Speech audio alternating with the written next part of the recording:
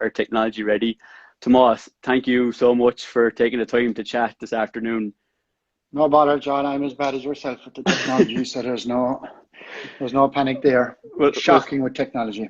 fair play. Well, you managed the podcast anyway, all right with them, so fair play to you. I've another fella helping me with that. I just, Well, I, I think I need to get on that for sure. Well, listen, look, it's brilliant. It's brilliant to be chatting. I guess just to set the scene before Tomas and I kick in, really. Look, my name is John Slattery. My business is Inspo, and simply put, Inspo is about trying to motivate and inspire people to make good choices in work and in life. Some people sometimes ask, well, what does that mean in reality? And I suppose just give three quick examples before Tomas and me chat. Like a couple of weeks ago, I did a talk for 120 interns to guide them through making career choices, one of the biggest choices that they'll make in their lives. Myself and a mindfulness practitioner have set up the Rise Wellness program over the lockdown, which is a 4-week program for anyone who chooses to invest in themselves, to rise to meet anything that life presents them. And over the lockdown, I've been doing a lot of one-to-one coaching for people who've chosen to take this time to kind of use it as a transformational time for them in their work and life. So that's just a little bit of background around Inspo. I suppose these road to new normal conversations, the goal of them is twofold. It's to encourage people to have open and honest conversations about a period in our lives that we've never been before in, and I suppose just trying to have healthy and open conversations about is all we're doing here. And equally, it's about trying to learn from people in terms of what helps them stay good and grounded. And I suppose with that in mind, I guess I'm thrilled, Tomas, to have you here. I guess one, just to hear a little bit about how life in lockdown was. However, mainly though, I suppose I'd love to just get your perspective on, I suppose, what works for you in terms of staying good and grounded. And, with a bit of luck, we'll be able to offer some good insights to people in terms of who are joining here. So first things first, I know in lockdown you had a new arrival to the family. So how is baby Ava? Is that right? Evie, yeah, Evie, she's Evie, should I good. say? Apologies. How is she Yeah, keeping? Yeah, we have an Ava, in the house as well, but that's she's right. good. It was strange, like, because we didn't really know at the start of the lockdown. We didn't know what was coming or what was ahead of us, and it was at the stage where everybody wasn't. I'm down in Cork. I'm down in Fort Island, and uh, we weren't even allowed up to the shops. Like, there was guards all around the place. You were allowed to the shops, but you weren't allowed anywhere else. So we were kind of half stressed and half worried about it. But we needn't be. It was grand.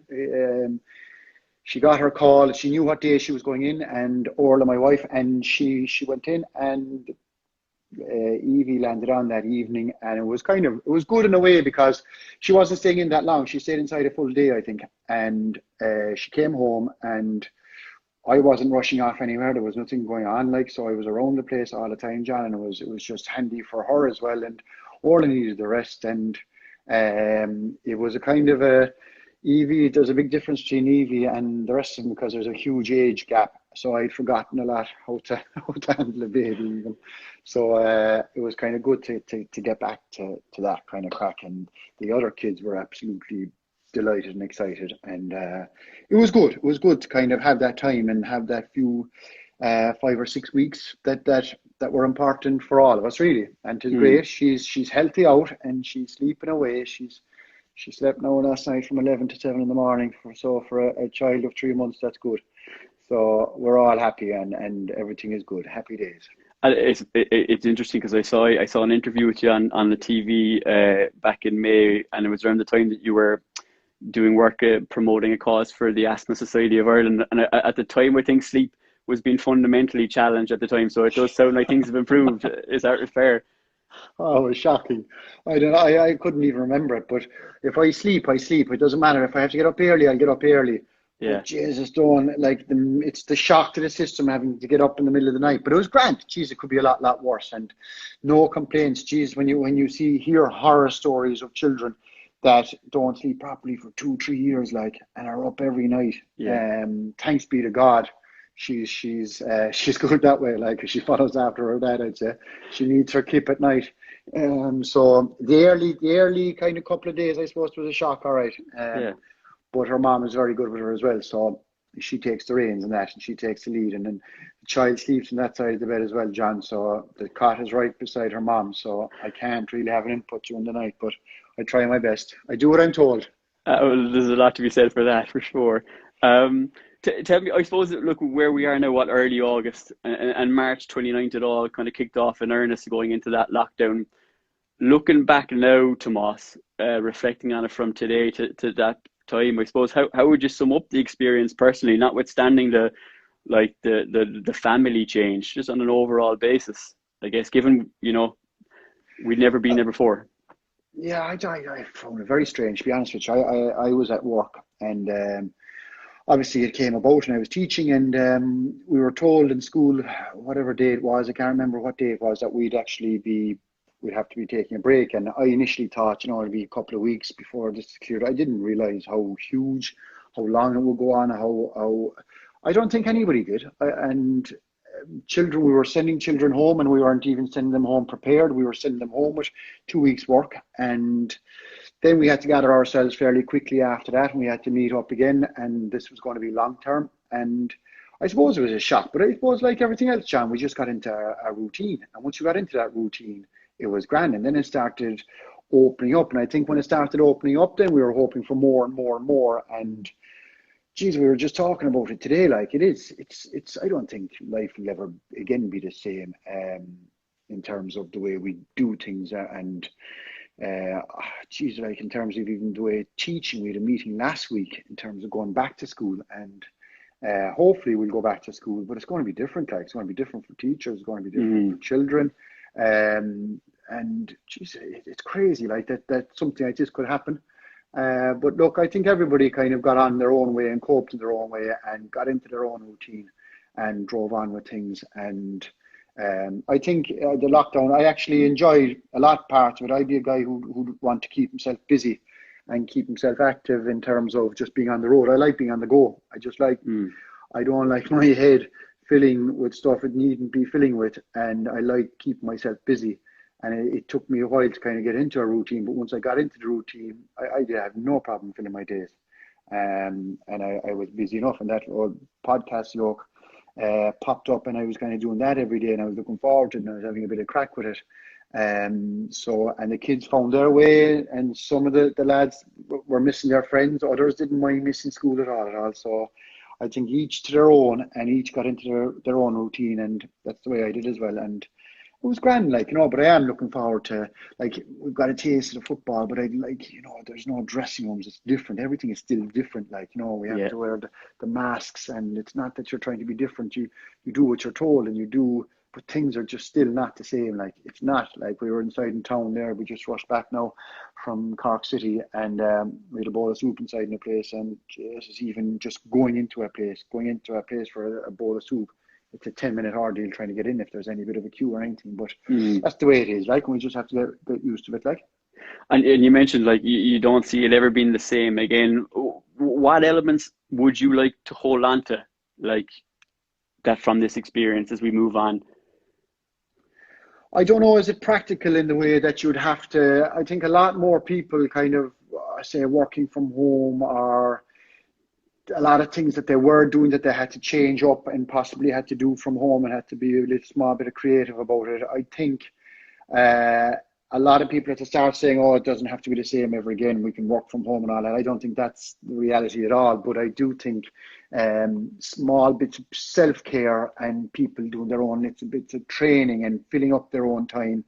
And I think for us personally, or for me personally, like, family time was vital. I'd be constantly, as I said, John, on the go. I'd be going here, I'd be going there, and just kind of sitting with myself. I don't do it often enough. I don't do it.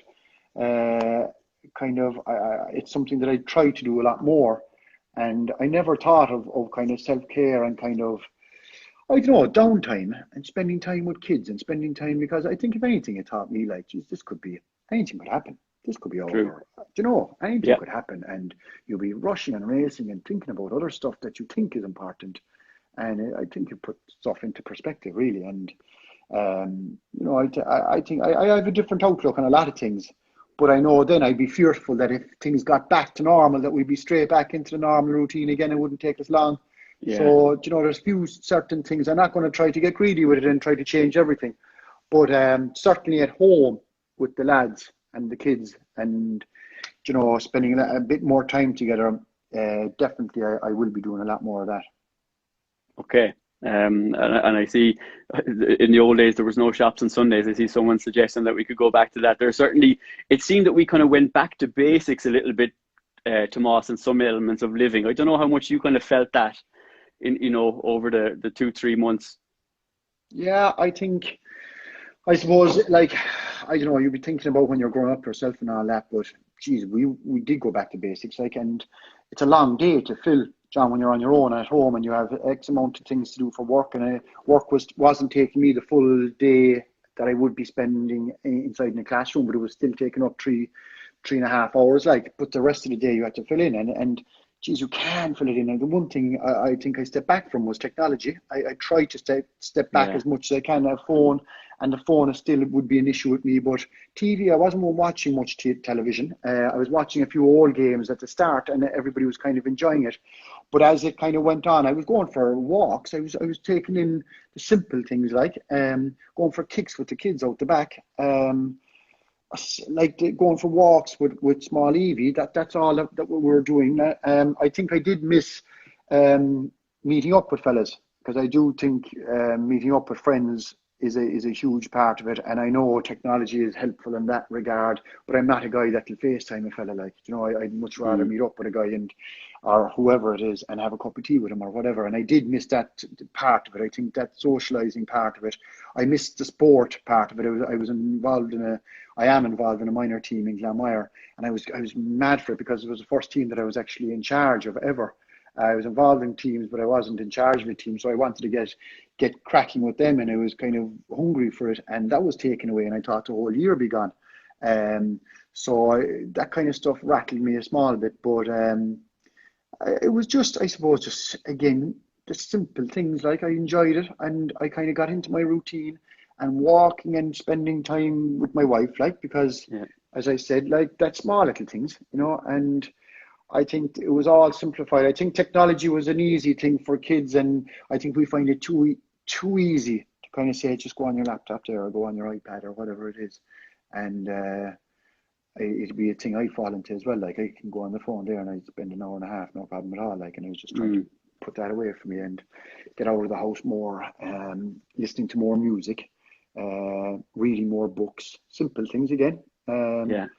and I had no problem, as I said, filling the day. Like, I actually enjoyed it. I was into the routine, and then when things opened up again, they kind of opened up gradually. Like, it's typical me. Like, when it opens up, I wanted the whole thing open. Like, and I wanted to go to Kerry and I wanted to visit mother or whoever, and that wasn't allowed. So, um, I'm an avid golfer as well, like, and I wanted to go playing golf. I actually live in a golf course, and you couldn't get out golfing. Like, isn't that crazy? Like, so I was just chipping out in the back garden as much as I could.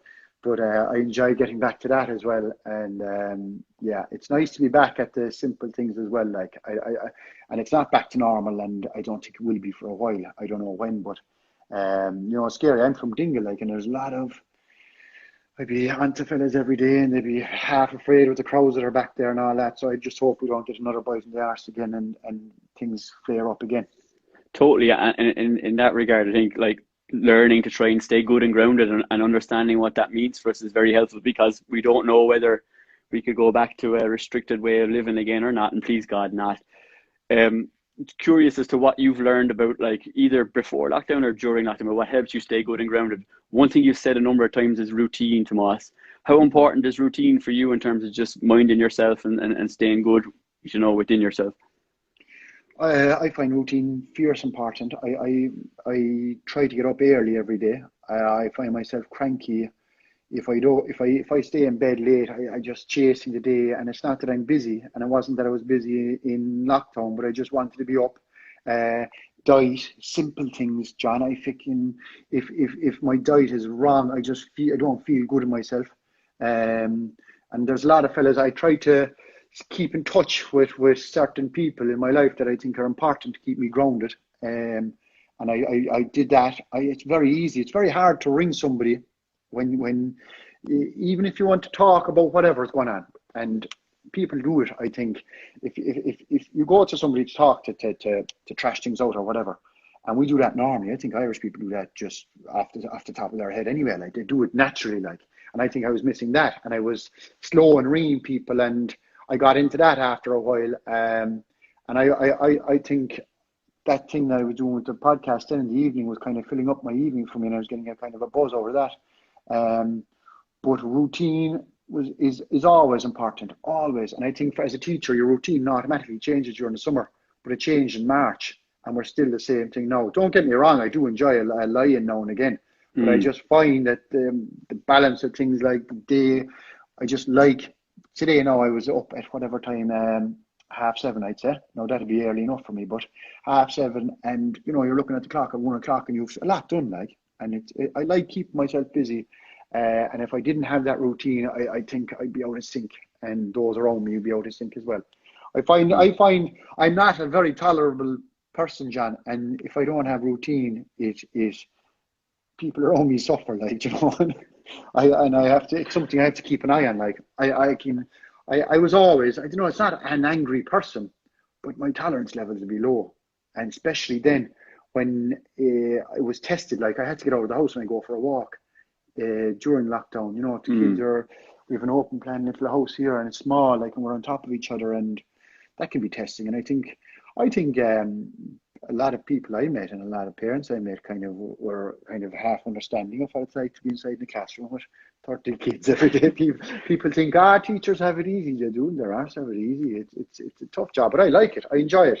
But yeah, that's routine is fierce important to me. Okay. There's a couple of things that you mentioned as well that I'd love to just get a perspective on. One is like talking it out with people. It's because the guest last week, June Curtin, who set up Snávy Sásta, which is Happy Swimmers, a community of swimmers in Clare, just with a view to keeping wellness, mentioned that she feels that talking to people is critical for her. I'm someone who struggled with the concept of just asking for help and talking to people. I've only got somewhat better in the last while. I was just very curious as to how comfortable you are asking for help as part of staying well, particularly because, you reach the pinnacle of, of your sport for such a long time, and that might create perceptions that, you don't need help, or you shouldn't be looking for help because you're at the top of the game. How comfortable are you asking for help if and when you need it? Well, I think just because of sport in general, and because of people that make it at a certain thing, whatever it is, whatever walk of life you're in, if you make it, I suppose you have to have a certain bit of an ego. And I'm not saying that in a bad way, but you have certain drive, and you have certain expectations. And then I find it hard then to show weakness, or to talk about it, or to say, yeah, I have issues here and I have issues there. And but I put it down to the people I know. I have 5 or 6 people that I'd be comfortable saying anything with. And it's not that I'm going up telling them, I have a problem here.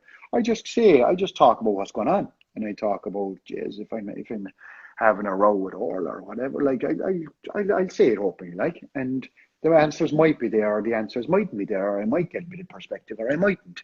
But even by voicing it, you get it out there. And I don't care what anybody says, there's a bit of healing in that alone, if you actually just voice it instead of it bouncing around your head. I'd be an awful man for not slowing down. My head would be racing constantly, be on fire at times, like, with stuff that I have to get done. I have to do this and I have to do that.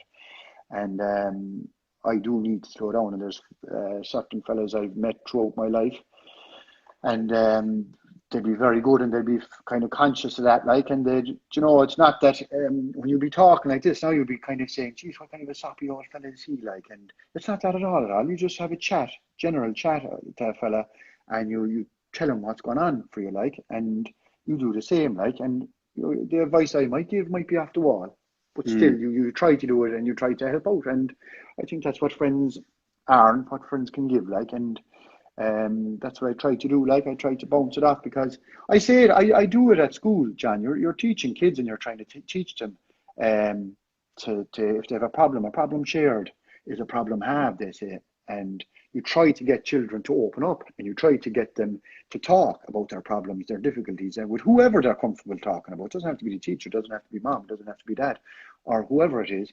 And that's what I try to do. And I don't do it all the time. I could stew over it, like, but if I stew over something long enough, somebody's going to pay for it somewhere. If somebody asked the wrong question, and that's the, geez, I know when I'm in a, I know when I'm out of order, and I'd have to pull back. And I think that's the way life goes, and everybody has that, and everybody deals with it in certain ways. It's just that I think certain people, like I watch people closely, and I see people the way they deal with difficulties thrown at them, like small little things, tiny little things. And I know in my head I'd react differently, like, and it just, I'd be kind of, I don't think, I don't do self-awareness, or I don't sit down and people have told me, you should meditate or whatever, and I don't know, I might, but I don't know, my mind moves so fast at the moment. I don't think I'm right for that or cut out for that at the moment. But I am aware that unless I deal with what's inside my head, it's not good for me, like, you know. Yeah.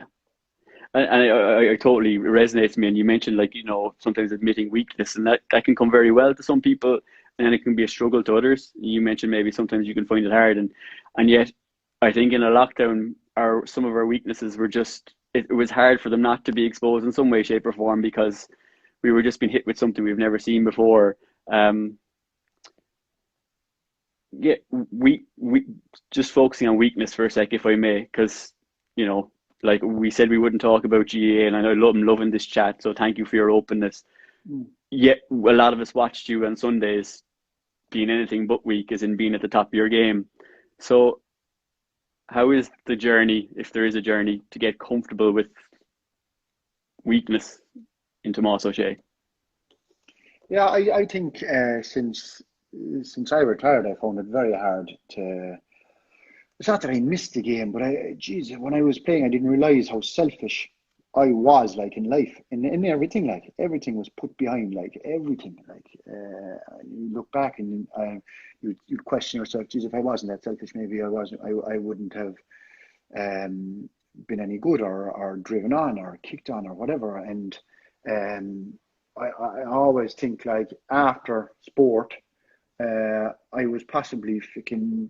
I was prioritizing myself constantly, and I found it difficult. Like, it was completely, totally, utterly wrong to those closest to me, John, because I was putting everything second: work, family, everything. And I mean literally second. Everything revolved around me, and revolved around football, and revolved around getting myself right.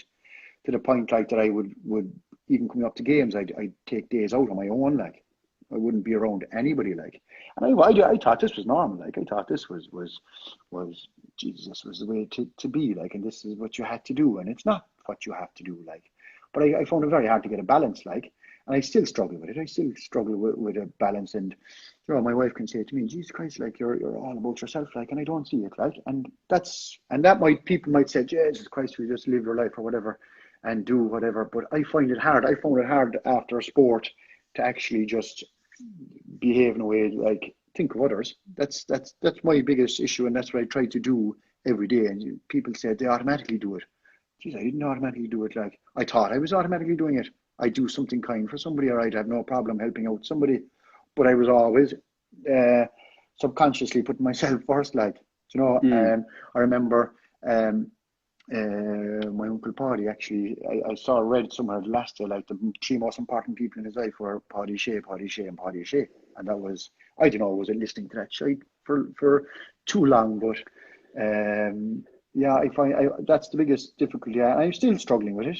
I still struggle with getting a balance in my life in terms of I don't know what thinking of others, and stop being inside my own head and thinking about myself and all that crack. And weakness, I would never talk about it. I wouldn't talk about it. Very hard to go up to a coach or go up to players. And I was lucky, I suppose, in that regard, in terms of the brothers, and that's what I'd be talking about with problems. If I had a problem in training or whatever, I'd trash it out with them. Like, and there was, towards the end of my days in training, there was psychologists and everything involved in the Kerry team, and I wouldn't go talking to him about it, because my attitude was, and right or wrong, he obviously understood the head a lot more than I did, but my attitude was, sure, he hasn't a clue about the last 10 minutes of an All Ireland, or what's it like to be inside in the dressing room after getting hosed or taken to the cleaners by some player in the first half. So my attitude was, I talk to the brothers who possibly have gone through it or whoever, you know, and I wouldn't even go to the management. I bounced off the brothers, and I feel I was lucky to have them actually, because what about the other players who wouldn't? And I do think I've never heard in a dressing room fellas say that they're in trouble here, or then to put up their hand that they have a weakness or whatever. There isn't, and that's the kind of sport. And I think all top competitive sport, even you see the boxers there, there's no way like they'd show weakness. And at the time, and if I was back training or back playing and I'm managing now, it's something you don't see. You don't see, fellas, and you. I tried to do it with in the managers. I think the one thing that resonated with me was managers that would actually talk to you one on one, and talk to you properly one on one, and actually not kind of dictate you, but talk to you on a level that you were comfortable with. And if you're comfortable with that, then you'll open up to them a bit more. And to be fair, like, I don't know, I was lucky enough that I didn't go through tough times like injuries or I remember 2000 and the first time I actually played with Kerry was in 1998, and geez, I got an awful hammering the same day, but it took me months and months and months to build my confidence back up. And looking back on it now, like, I don't think there was too much support there. You know, you were expected get back on your own 2 feet now, and it was a tough lesson to learn. But I actually think I was better off learning at that time than tough love or whatever. Like, you're not going to be clapped on the back or anything like that. So yeah, I think I found it very hard to open up at a certain time when I was playing football. I wouldn't open up. I just wouldn't open up to any of even my close friends inside there. I'd open up in certain ways, and I'd come around it certain ways. I got clever with it. I start talking about something like, but I knew what was bothering me, but I wouldn't openly say it. I'd skirt around it, and if they kind of spoke about it, I'd speak about it then, like. And there's a piece around. It sounds like you're very driven. It sounds like this is what my perspective anyway, and it sounds like you'd set really high standards, like, you know, standards for yourself, like taking days off, you know, to get ready. I remember David Flynn of the Happy Pair in one of the talks talking about like trying not to beat himself up if he hasn't done something the way he should have, and trying to sort of soften the voice, so to speak. How critical are you of yourself? Oh Jesus, I'd be very bad. I'd be very bad. And I think it comes from an insecurity, like. I'd be half afraid, like, even now it eats me, things would eat me, like, and this is what I'd be trying to talk to people and trying to kind of, I find it very hard to let things go, like, very hard. And I'd be riddled with insecurities, like, and I'd be if you bring it to sport, like, I used to go to training in Killarney, and if I got taken to the cleaners, I used to always go with a fear, like, if I got taken to the cleaners at training, I would not be able to sleep that night. And I'd be questioning myself the following day, and I'd be at work and I'd be bouncing around my head, and I'd be gasping to get back into training and to write whatever, like, or if I had a poor game, or even if I had a good game, like, I'd be questioning some small little bloody thing, like, even now, like, it's just crazy, John, like, and it is, I think it's a form of madness.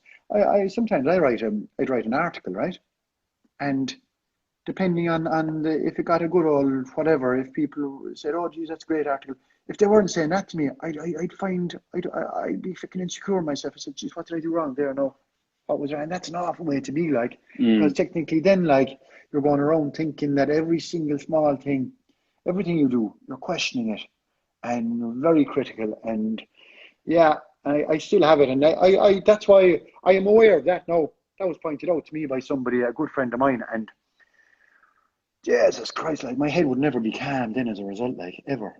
And I'd be chatting away, and I wouldn't open up about it then. And all it is like, it's a washing machine inside in your head then, going around and round and round, and you're adding one on one, and you're coming up with 44, like, and but I that's what I would, and I suppose there is a certain amount of self-care in my life now, like, and I have no problem saying it either. Like, I do talk to people about that, like, specifically, and how to deal with it. Like, and they'd be recommending things, but it's a slow burner. I thought it'd be a case of, yeah, I'll get this sorted, no, blah, blah, blah. But it's hard to change. It's hard to change character. It's hard to change the way you think about something. Even at school now, like, I could, certain people, and I watch certain people. I'm a devil for watching people the way they react to something like. And I think when I look back at football, then like there was a period there for, I just snap like, bang, gone, no control, self control, gone, and react like like some fella says to me, it's like fire ready aim. Like that's the way I'd be. I ask bang first and then ask questions after, and I'd be totally reactive that way. Whereas I see other people and they react completely differently, and their heads, I don't know. I wouldn't have a calm head too often, John. Mm. And tis only talking, but you're there now that I've got that like, and I'd react and I'd be constantly buzzing and going like the head would be busy like, uh, and it's not as busy as it was. I know that for sure. But I know as well like, and I don't want to be it to be like that either. Like, you know, if that makes sense. I don't know if that make any sense. You know, like that makes sense to me, but it doesn't. Like I know certain fellas have a calmness and a normal about them, and Jesus Christ, I'd love to have it, and I don't. There's something not right above there anyway. Not in a bad way, not in a Yeah, nasty way, like, you know. yeah, totally. Because listen, we're all unique, and again, in terms of that softening the voice, like if we all sought to be perfect, then we'd just be beating ourselves up for the course of our life. So that's absolutely totally understandable. The self care piece you've mentioned that. What are you proud of that you've put in place? Yeah, I suppose I'd be a control. I'd want to control everything. Like that's basically it for me. Like if I can't control something or if I can't be the best at something, then I have an issue and I have a problem, and that's what I have to work on. Like, so life, God gave us free will, and free will is the problem. Like it is my way or the highway kind of a thing always. Like, and even like if I be training young fellas there now, and it's all about I don't know. I would try to empower fellas now, and I don't buy into that. I see certain I do buy into it, and I'd be doing it automatically, but it's not that I'm trying to do it. I'm not going in. I'm going to empower them this evening. I could be doing it and not unknowns to myself, but I'll come home from that training and. Um, I think, Jesus Christ, I could have done that better. I should have done that better. Why didn't I say this? Why didn't I add that on? And I'd be eating myself up instead of saying, Tomas, go in, do your best. And your best is, that's it, like. Stop trying to be ever perfect, like. And, like, I remember, John, I'd be, whatever age, I was with Nemo Rangers, and I don't know what age I was turning 40, I'd say, and I was trying to go out and be the best player on the pitch, like. You know, what the hell, like. You know, tis stupid stuff at times, like, but I don't know, I think in a lot of things then it helped me, like, it drove me on, you know, Yeah. and that's just the way I was and I can't change that. And I think you have to accept that you can't change yourself either. Like, you are what you are, there's good and there's bad, and that's the way with everybody. You know, we're not freaking perfect at the end of the day. But that's what I try to do now is just kind of say, do you know what? I'm not the man driving the bus here now at all, and if things don't go your way, you have to kind of accept it a little bit better. And that's the bottom line. That's what I try to work on. Sounds simple, doesn't it? But it fucking isn't. Well, there's a lovely softening in the voice as you say it, like, because sometimes when I'm listening to you and you're talking about the other stuff, it's like, how did I not do that? And how I should have done that Yeah. better.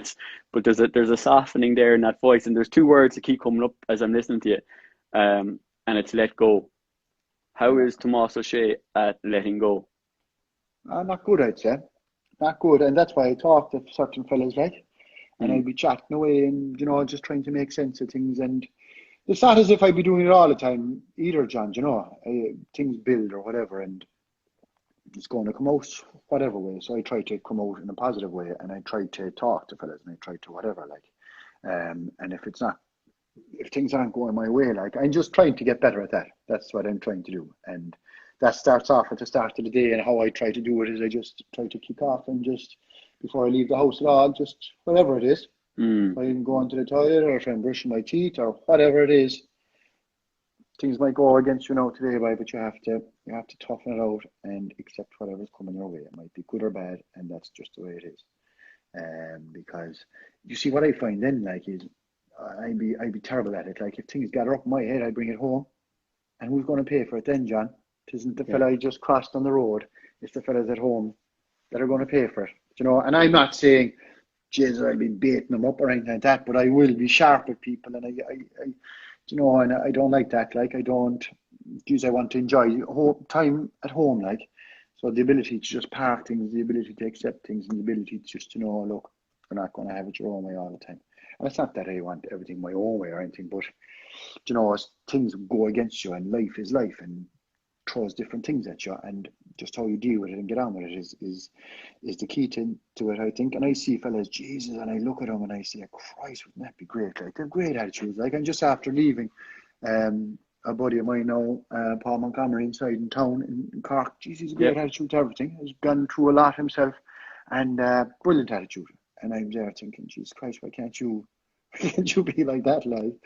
But it's always a work in progress, I think. And what's the piece, if you could take one piece from Paul Montgomery, what would you take from him in terms of his approach?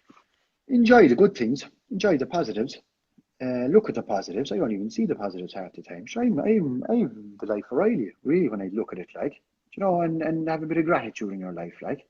That's, and Jesus, I look at certain things, and I know certain people, and Jesus, I don't have things bad at all, like, or is upstairs now with Evie, and Jesus, I'm luckiest man alive, like, and lucky the career I had, and the fellas, they played with, and the GAA, very grateful for everything there, like, but I don't see it all the time, like, and then that eats me then as well, like, Jesus, you ungrateful, like, it's, I don't know, is there an arrogance or some sort of thing, like, there, but, or a new, I don't know what it is, but there's certain things there, and I wouldn't go, and not for a fella to go to a guy who will actually talk specifically about that. I wouldn't, like, I wouldn't be going into, I don't know what you call them, quacks or fellas. They'd probably tell me the answers, like, but I'd rather chew it out with fellas like friends of mine, like, that are kind of, and there isn't too many of them, like, I wouldn't be talking about that with my brothers, no, or anything like that, like, I wouldn't be getting too, even though it's still chew out things, like, but I'm not going to say, oh, I feel hurt about this, or that's not the stuff men do, like, and there's certain people I don't do it with, but there's certain things, Jesus, I just go up to a fella and I just say, look, a buddy of mine, I say, this is pissing me off now, and I don't know what to do about it, and it's bugging me, and it's taking up time inside my head, and just empty it out, and they might help you out, John, and they mightn't, but sure, as I said before, if you can get it out at all, in any way, I think it's good for the head. 100%. I see F9 saying hello, and I think Paul Montgomery's telling you should visit Lahinch more. Yeah. So It actually is, and I'm going to go up there now playing golf soon enough. So I was playing so much golf there for a while, and that'd be me then, like, and somebody asked me lately, are you playing any golf? And I'm not, no, at the moment. I'm not, and my wife points out, you're not for the last week, like, I could be out, that'd be me then going ahead of myself again, like, all about myself and playing golf and doing this and doing that. Like, I have to be involved in the middle of things. So I think the lockdown, that kind of helped me a good bit in that, like, that I had to sit more with yourself and had to kind of take a step back from things. And when you take that step back then and the time isn't needed elsewhere, use it positively, like. And I like doing things with the kids and the family. We went down to Roscarvey, a couple of days ago, and it was great crack. Enjoyed it. Staying away from Dingle at the moment, no, because it's too busy back there. But I enjoy going back there a lot more than I don't know. There's things I love back in Ventry now. I love going back home. I don't go back there half as often as I used to. Half as often. But I don't know. I just like it back there now. It's lovely, and the more I spend back there, the more I spend away from the place, the more I appreciate the place. And sometimes. yeah. You think, like, I'm settled here and I love Cork. Cork is brilliant, and the people of Cork are brilliant, and it's like everybody else. Sure, everybody's living. There's not a lot of people living. You want to live where you want to live, and I'm happy out here. But I do love going home as well at the same time, like. Yeah. I'm really struck, like, that I'm listening to someone who's hard on themselves, who's got 5 All Irelands, 5 All Stars, a Player of the Year, like, a beautiful home and family there, who a podcast, a great job, has been welcomed into the county that would have been like the arch rivals back in the day.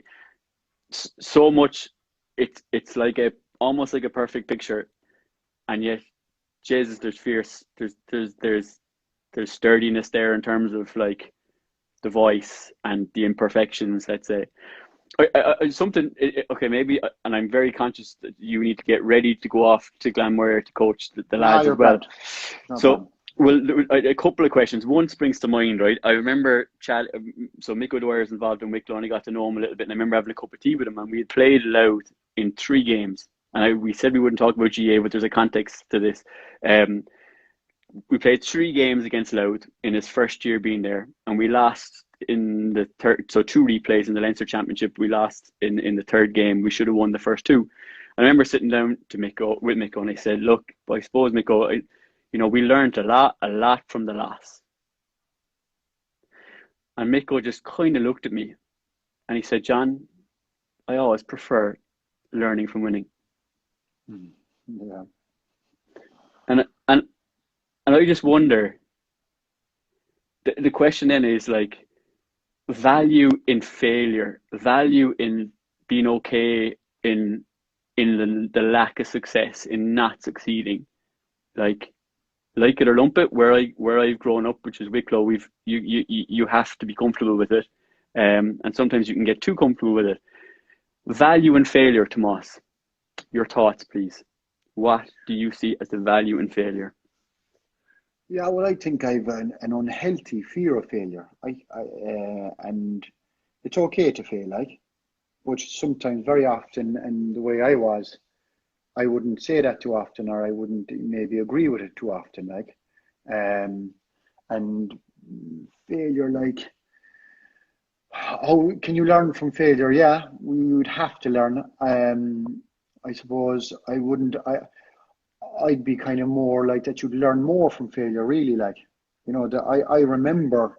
I actually remember the games we lost more so than the games we won. My memories of actually of the games, and some fellas have great memories in terms of the matches they played, what happened in the second half, what happened. I'd be terrible. I'd be shocking, like very bad.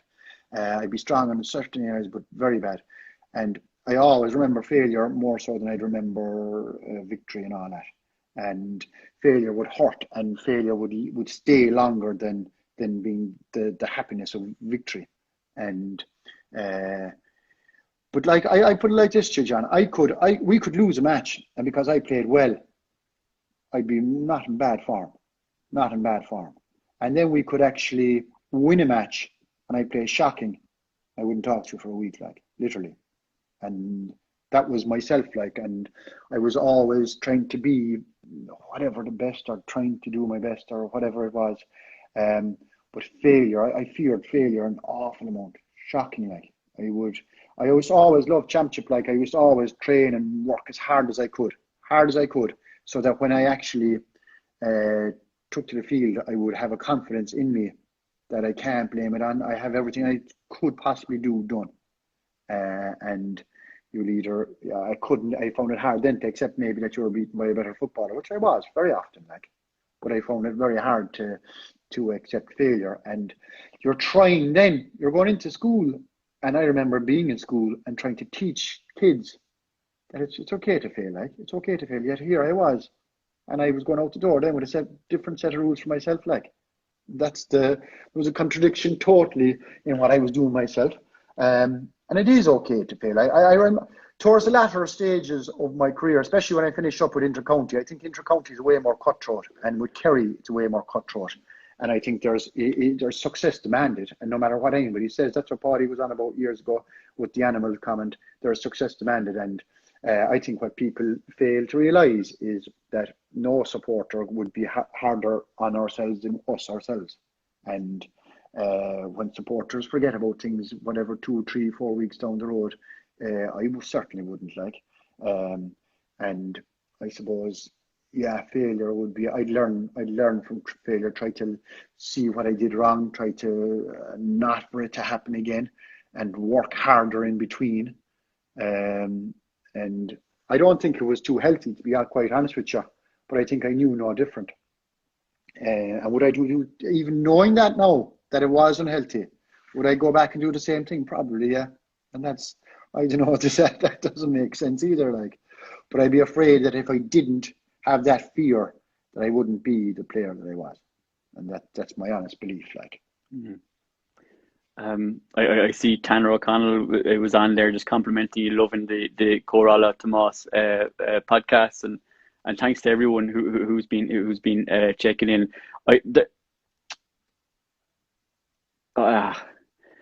There's a million questions, but there's probably one that's standing out. Let's say on the journey that you're on right now, Tomas, and in life, if you could say to yourself, I'm going to invest in 2 things for myself just to allow me move positively on this journey I'm on my own road. What 2 things do you think could help you if we go back into a second lockdown? But please God, if we just carry on as normal, what 2 things would you pinpoint to say, do you know what? Forget anything else. If I get those 2 bedded into who I am, happy days. What would they be? You put him on just a new driver. Well, Johnny Long, Johnny Kennedy out right? New York, a new driver. I Well, could take a new driver now, to be fair. I could do it a new driver. No, I'd say priorities, get my priorities straight, John. What's important to me, and why should something that's not too important to me be taking priority over something that is more important to me? And that might make sense, but home life is important to me, and I wasn't always putting it first, but at the end of the day, if I'm not happy at home, I'm generally not going to be happy, so prioritize. And then I suppose acceptance, accept that life is what it is, and accept that it's not my way. And I could name it a shot of other things, but if I said I'd have going forward that's what I'm going to be trying to do, is prioritize what's important to my life and put time into that, put genuine time into it, and then just to accept. I find it very hard to accept. You can, that's the way it is. Fuck it, no. It's I'd always say when the best way I can actually describe it is when you're taking a pot out of a press, right? And taking a simple pot out of the press, and the pot won't come but Jesus Christ, if it's me taking it over the press, it'll fucking come if the doors have to come with it, it'll come and it's not, Tomas, the reason that pot isn't coming out is because there's something else below it, and there's something here, and there's something there, and it can't physically get out. That doesn't come into me. I want it now, and bang, and I pull and pull. So accept it, accept that you have to fucking, and that's just a small little, that's just the best way I can actually explain that, that I can't have it my own way all the time, and I find that hard, Okay. And the driver as well, Johnny. The driver would be acceptance as well. And priorities, and in brackets the new driver. So look, this has been, Tomas,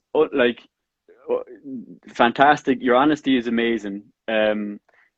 It's in some ways it's refreshing to hear someone who's enjoyed so much success in life, just to hear the imperfections that go with it.